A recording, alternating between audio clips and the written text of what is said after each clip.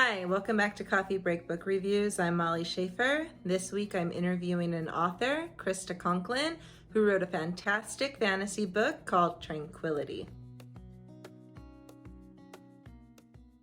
Right. Okay, welcome to Coffee Break Book Reviews, Christa. This is my Thank fellow you. author. Christa, why don't you tell us a little bit about yourself? Okay, I am an author, as you said. I am also a homeschooling mom. I have a 15-year-old son about to turn 16 and a Okay. 10-year-old daughter.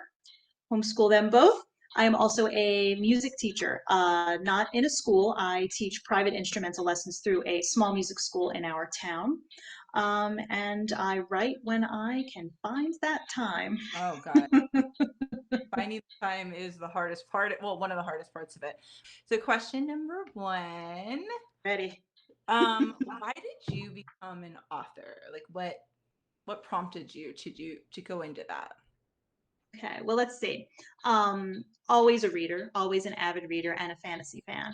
And did dabbled in some writing when I was younger, but it was actually when my dad was quite ill that I started writing this particular story. So this is my debut, and my becoming an author really is thanks to this story. It all sort of came together in the same way. I actually had a dream about the protagonist, about the main character. And she stuck with me. You know how sometimes you have dreams and you forget them, but then Hmm. sometimes you have those dreams that really like keep coming back. Well, she just wouldn't leave me alone. And she came at the right time because it then my mind, which tends to be a worry worm kind of mind, was Hmm. taken away from all of the stuff of life. And when I started feeling a little panicky, I would think about her, and that's when I started writing. So it was kind of therapeutic for me. And then this story came out of it, and then I started having fun with it, and it was just the right time in my life to become an author. Oh, I love that. I totally agree that writing is therapy. I'm really sorry. Is your dad He okay? passed away. He passed away. Oh, Um, honey, I'm so sorry. thank you. I appreciate that. Yes, it's a sad thing. But this helped me through, and he knew I was writing, and so the story was also sort of something cool that he knew was happening too. He wasn't able to read it, but this was a while ago. He's been gone now 10 years, so that'll tell you how long ago I wrote my first story and how it took me quite a while to get it into the hands of my readers. That's like I think that's like one of the number one things that people don't realize is as an author, a lot of times you think you write this book and it's just going to be like, I wrote this book. It's so beautiful. It's so great. And I'm sure that like the original book that you wrote is a lot different from the book that you actually published. But, it could be 10 years, 15 years, 20 years. And it's one of those professions that you have to plant yourself in and root yourself into this dream of I want this. I want to create this world and this life, and this character really matters, and I want people to read my words, and it's not going to happen fast. Yeah, it did not happen fast. And initially, when I started writing, I was writing the story for myself. And then as it started evolving, I was writing it for my kids. I was like, Mhm. this is great. My kids will have a story written by their mom. And I think that was sort of, Yeah. projecting what was going on with my dad and me wanting to leave something for my kids. And it wasn't until my husband read the prologue that he was like, you should try to get this published. I was sort of like, really? And he really was the support behind my even considering it when I first started writing, which is probably good. When I first started writing, I wasn't writing for, any gain in any way besides getting the story out and having it available for my family. But then once I started on that journey, I got really excited about it. And then, yes, I want to do this. I want to share this story. It should be shared with more people. I love this story. So I wrote a story that I would want to read. So I wanted to share it and was blessed to be able to do that. I love that because like okay, transparency. I I wrote because I wanted to get rich. I Thankfully, I wanted to didn't do be that JK. because I'd I be wanted really to be JK disappointed. Rowling. And I mean, who doesn't want to be JK Rowling? She's like rad, man. But I remember like reading I don't know, one of those diary books for middle school kids or something in like Hmm. 2006. And I've always written, but like thinking to write like professionally, that wasn't it. And so I read this like diary book and I was like, I can do that. Like I can write these. Like what's up? So I wrote my first book, but it was not in a place like of, oh, I want to leave this legacy in this story. I was super selfish then, and I was just like, yeah, I want to make bank. I want to make money. It didn't happen. No, no, it didn't happen for me either, but that's okay. That's okay because once when I got into the whole author thing and had an agent, had a publisher, then I did start rolling into that. And then I realized it took me a while to sort of get out of that fog. And then I realized what I really want are readers. I want the story to live. And if the story's going to live, it needs readers. And so I started approaching it differently and was having so much more fun with it that way and really enjoying interacting, a more grassroots approach to finding readers and getting to meet readers. And so that sort of thing is so rewarding. So that's been the fun of it. Speaking, okay, I'm a reader. I read your book and loved your book. And what's really crazy is like I like watching fantasy, like movies. I do.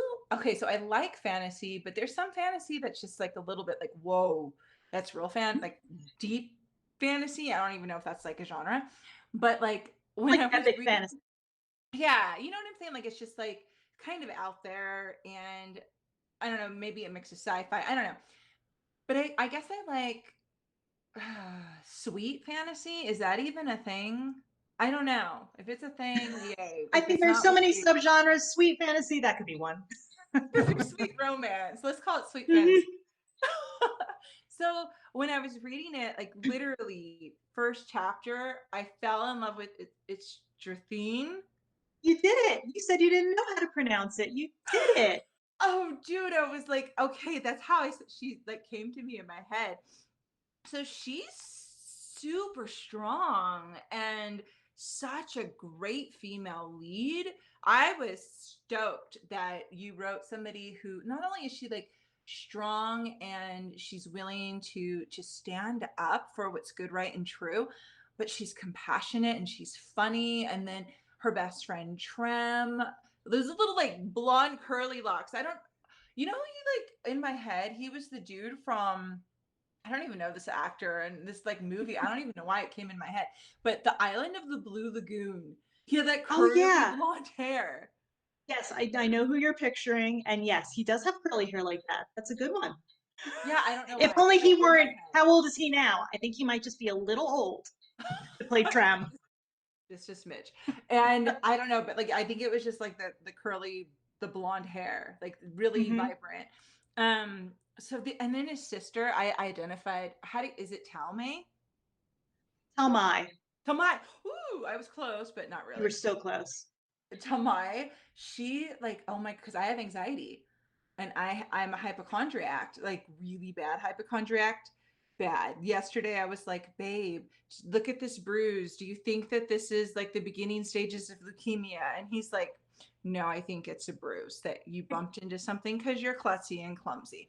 So like reading her, I saw so much of myself, like even with COVID, just this fear of going out and like breathing air around people was really strong for me, and I had to like work through that. So I totally identified with her, especially when she's just like, I'm not going to give too much away, but when she comes to her own and she's like, okay, yes, I'm still scared, but I'm going to work through this fear because there's something bigger than me that I have to be a part of. I don't know, she's Well, like, the reason I think she's so convincing is that that's a huge part of me. And it's really. I'm writing, yes, you've got a fellow hypochondriac right here. You're talking to her. And that's why I know her so well. And I think that's why she speaks. And it's so funny because you realize how many other people share those same fears because so many people love that character. And I think it's because they can relate to her. And I think they can relate to her because I know so well what it's like to be a hypochondriac. So I probably, she's pretty convincing because she wasn't hard to write at all. I was like, Right. I just had to put that But part of I like myself into her. the theme too, because like I was telling you earlier before we started recording, I'm this really passionate person. So it's like this dichotomy in me. I'm this hypochondriac that's afraid of germs with like a little tinge of OCD, but then I'm this like justice warrior that like wants to, maybe a little bit too, well, not a little bit, I'm aggressive in it. And so I just feel like I was a combination of them. I don't feel like I have Trem in me at all. He's way too peaceful, like way too tranquil. Yes, he really is. You're absolutely right. They are about as opposite an approach to life as possible. I do love that they balance each other and that they, sometimes bump heads and things like that. It's great for best friends. Oh gosh. Okay, so I loved the main characters, Trem and Drathene, and Drythan. Am I getting Uncle Drythan? Did I get that right? Uncle Drathon. Drathon. See, I know I'm messing up all these names. Okay, It's so in my head he okay. was Uncle Drythan, but he's Drathon. Oh. That's He's what he was in my head. I love him. I love him. I love his like he kind of reminds me of my husband with like his brain and how he's just this observer and he's so well read, but he's kind of goofy and silly and I love also I don't want to give so much away, but like just the secret in his character, like the like I don't want to give it away, but like Drathon is not what you think.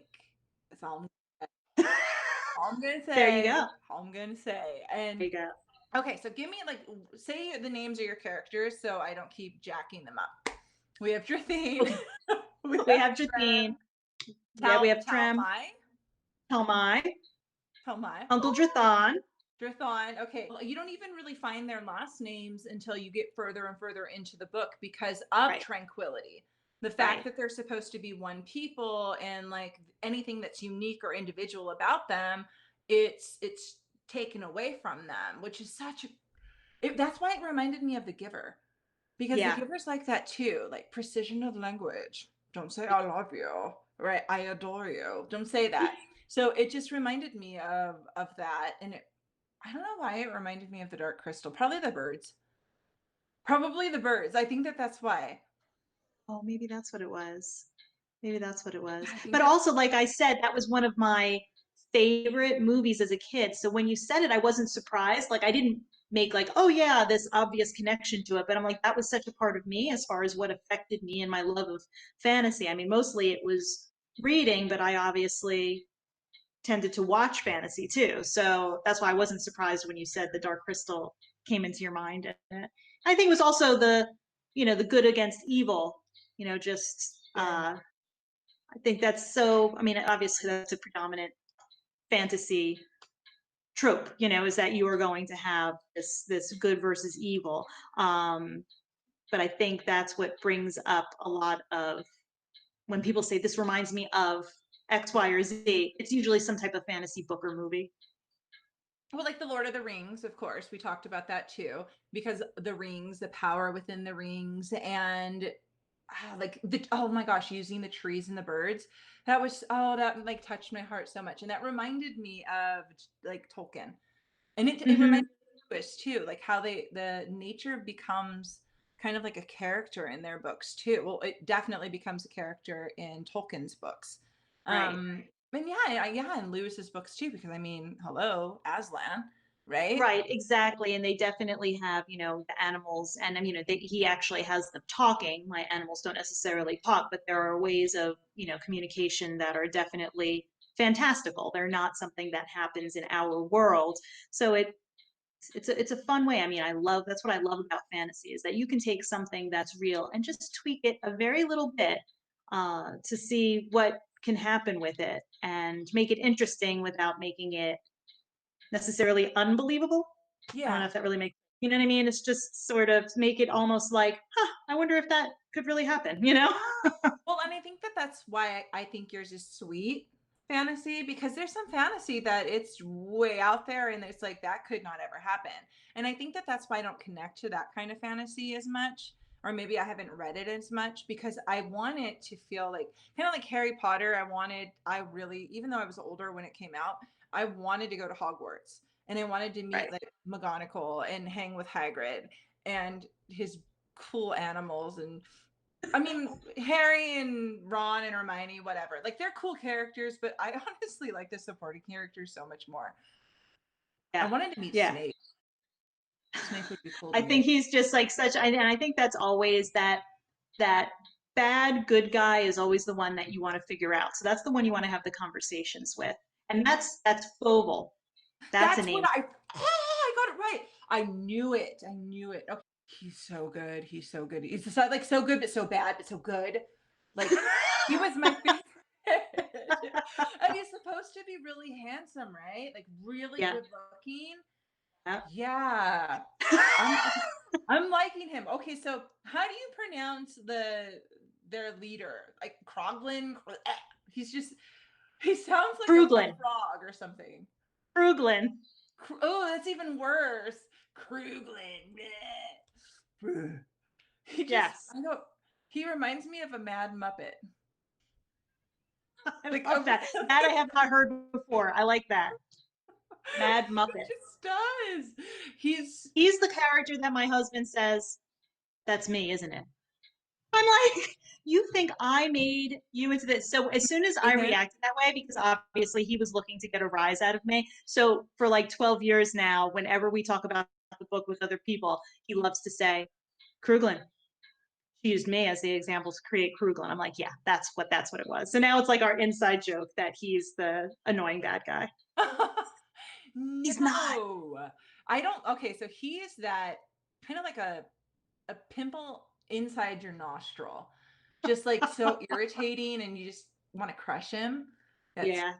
yeah, I don't like it. Way in the back in the beginning, when I first wrote this, when it was a ridiculously long manuscript, I had a young adult. She was still in high school in my neighborhood who was willing to do a beta read for me because I wanted to have that perspective. I wanted to have somebody who was in the age group that I was intending the story to read it to see if they got it. And she wrote notes in it and she like reacted to things and she'd write things like when she was surprised or when she loved somebody or when she hated somebody. And I was so thankful because I'm like, all right, it's there. Like the story's there. There was tons of editing afterwards, but she got it. And yes, she was like, I do not like him.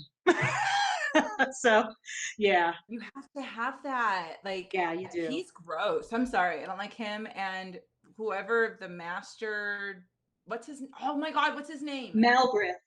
Ooh, I don't like him. You He's, shouldn't. It's a oh, good thing. If you liked him, I'd be a little worried about you. yo, my gosh, he freaks me out. He Yeah, scares he me. should. But I Yeah. love the lady. I love the lady Yes. in the water. I'm not, oh, she's awesome. She's like my fave. She seriously is. And I'm like, I want to be her for Halloween. I want to be that Oh pretty. my goodness, this is my dream is that somebody is going to make, great like cosplay costumes. Is it cosplay or cosplay? I always say it Cosplay. wrong. Cosplay. Cosplay costumes for my book. That would be like my dream to see somebody take a picture of themselves in a costume of one of my characters and I would just be like, "Yay, my day was made." Dude, I will do that. I love her and I love Drathene. I can't do trim because come on. No, but you would be perfect for either of them because you've got the right color. So please do this for me. Oh my gosh, I will. I'll do makeup. I'll do like a makeup tutorial and I'll become Drathene and the lady. Like, oh, like your cover, like that thing. Oh my gosh, your cover is so pretty. Thank you. I love your Thank you. cover. Okay. So, who are your biggest influencers in writing? I Well, think we kind of touched on it, but like, who are they? we did. I mean, I grew up on the grandfathers of fantasy, and that was Tolkien and C.S. Lewis. And as a kid, I read their works over and over again. I was like that geeky only child who would read Lord of the Rings over and over. And I tell the story of, I'll be giving my age away here if I haven't already, of sitting at a typewriter with The Hobbit next to me and actually typing out.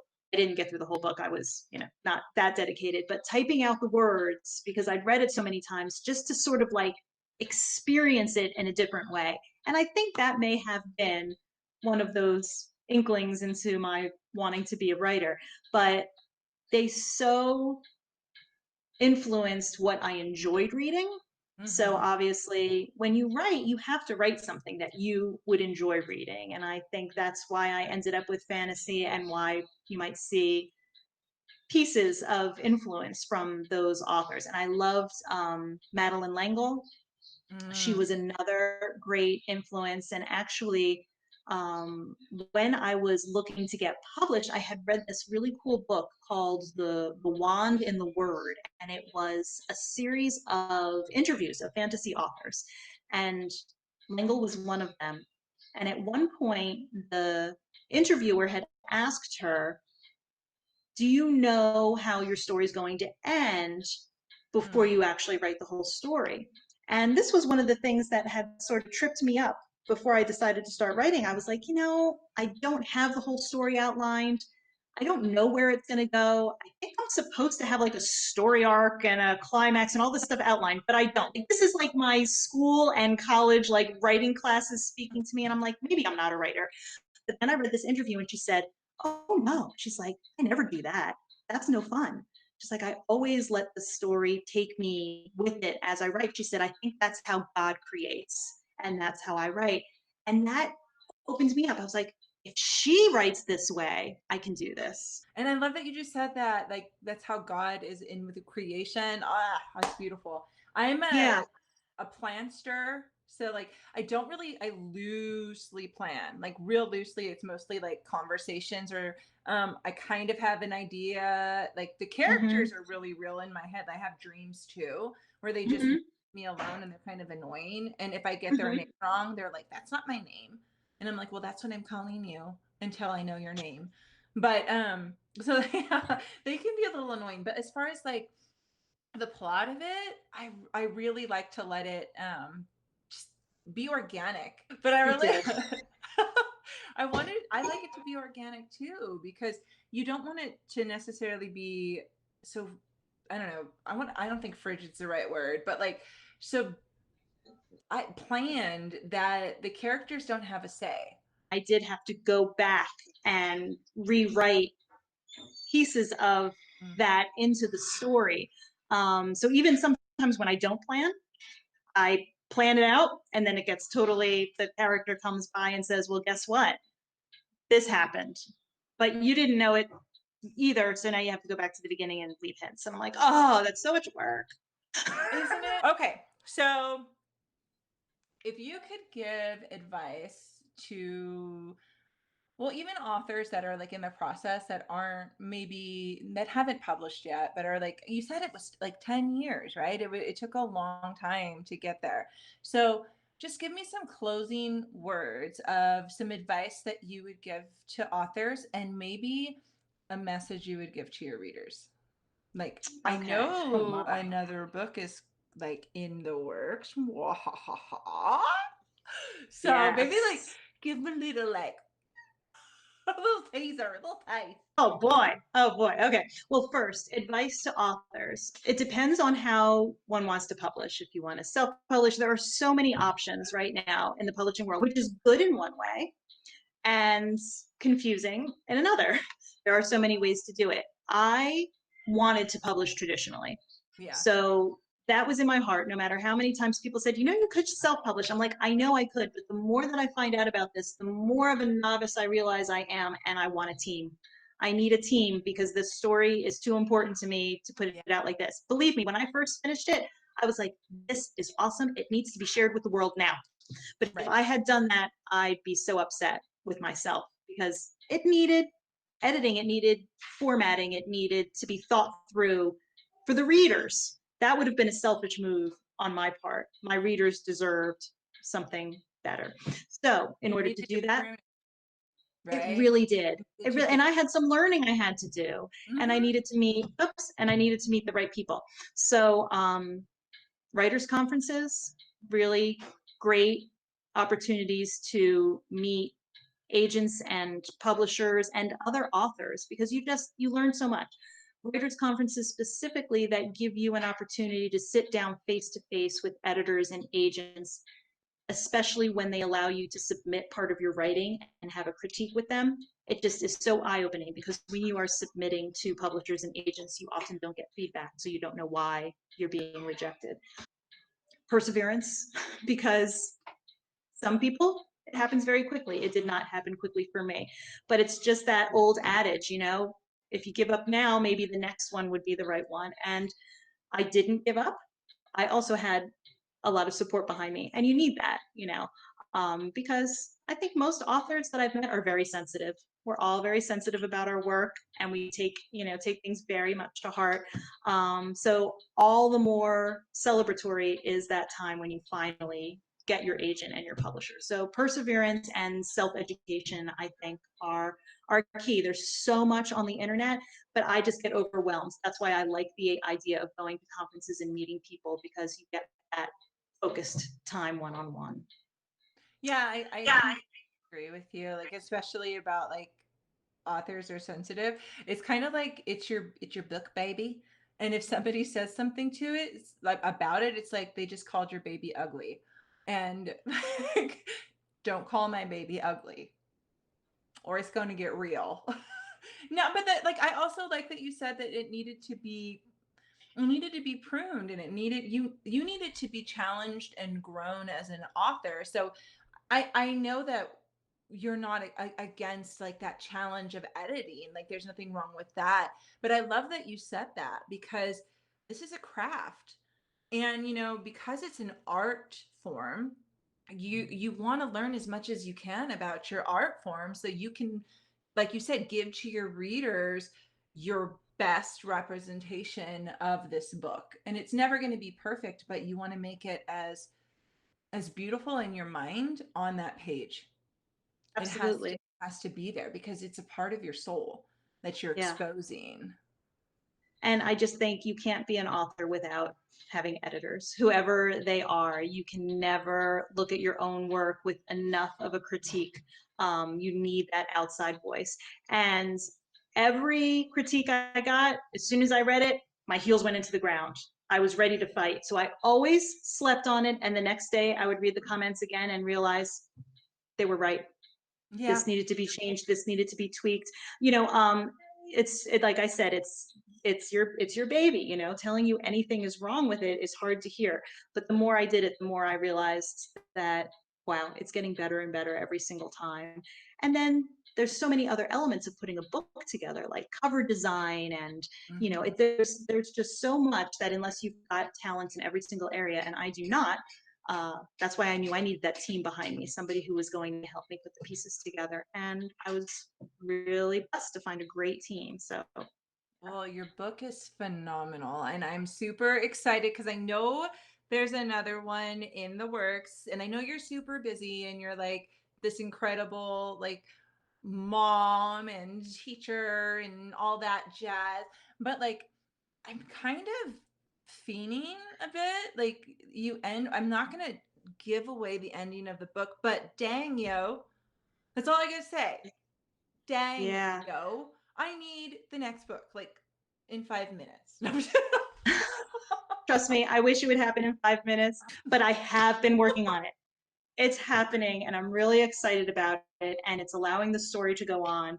And it does. It needs to be completed. There's much more that needs to take place and happen to these characters. But I'm working on it, and you will know. You will know when it is done. You know what? It'll come. It When the will. story is supposed to be finished, it will finish.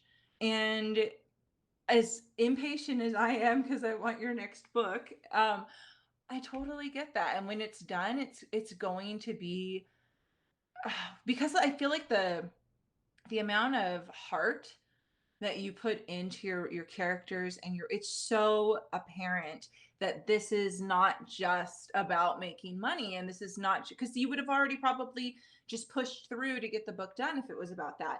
It's about investing in your readers and making sure that what you're putting forth is worthy of that legacy that you've been talking about. So as impatient as I am and why I want to know what happens next, I respect and honor you as an artist? It's almost half done. So I think the rest will come through. I did go through a block, and I've passed the block. So I was pretty happy about that. That was an exciting moment because there was something I was struggling with in the story, and I've passed that. So I'm hoping that it's going to just keep flowing out now. Oh man, I'm really hoping and praying that like everything just falls together with for you for this book because you are talented and so often when things aren't working out the way we envision them to work out, we start to question our abilities and question our talent and question like is this what I'm even supposed to do? And I know every Absolutely. author or maybe you don't get the success that you really truly wanted for the book or whatever because I've been there too. And I just have to say your book touched my heart and your characters are vibrant and they're important. They resonate and you are a fantastic storyteller. And I can't wait for your next book and I can't Thanks wait so to talk to you again I about look the forward next to one it. that's coming out because it's going to happen. So thank you so much for spending time with me, Krista. You are Thank an you. absolute doll. Like you're so awesome. Okay, I do have a question that I didn't Uh even. oh. See, I thought I was almost on the way out. Uh oh. Uh oh. I heard you're related to one of my absolutely all-time favorite musicians. Are you a Janis Joplin fan? Ah! Yes! Oh my god! I had a cat named Janice. So the Oh my god, I connection love her came, so much. so it's not like some long known connection or anything. It all came through my husband is so into heritage and is connected through all those ancestry.com and stuff like that. And she came up as a cousin. And what was really funny about it was that you probably can't tell today, but if I work on it, she's my, is it doppelganger? Is that how you say it? Doppelganger? They You're, do have similarities. But oh yeah, when I heard that and then I saw like you have very similar features, like featurists, but yes. I like literally fangirled. I was like, I'm gonna meet a relative of Janis Joplin. It was actually, I think, a closer cousin relation than I expected, but not anything that I ever knew about before my husband found it online. But the reason it was so funny is that I actually got together with a photographer friend of mine, and for fun, posed and did redid a photo of her, and I'm gonna have to send it to you. Oh my It's a god. side by side of me and her, and so that you can see the similarities. And then if you want to plop it on the end of this interview, that would be really funny. It's just a fun I'm thing, so I'm so gonna send gonna you do that. that. I'm dying right now. I could say it like I kind of know Janice. I am gonna send you this picture, and you're just gonna love it. You're gonna laugh. It's gonna be great. You're Dude, gonna you're gonna get a kick out of it. this is my favorite time right now. I'm loving this. Okay. So send me that picture, Krista, and I'm going to be I'm gonna send it your way. posting links for your book so people can get it because dang, it's such a good book.